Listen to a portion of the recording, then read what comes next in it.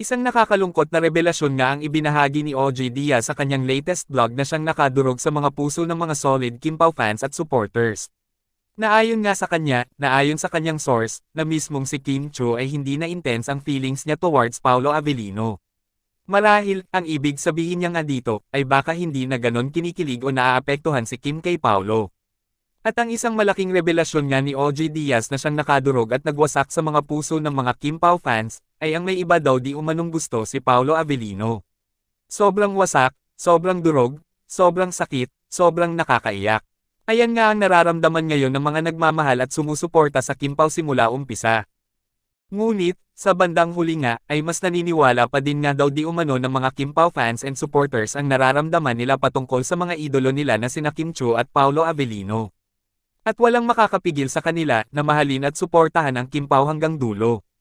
Kayo, anong masasabi nyo sa revelasyon na ito ni OJ Diaz? Nasaktan din ba kayo? O isa kayo sa mas pinaniniwalaan ang nakikita at nararamdaman nyo patungkol sa Kim Pao? Just comment down below.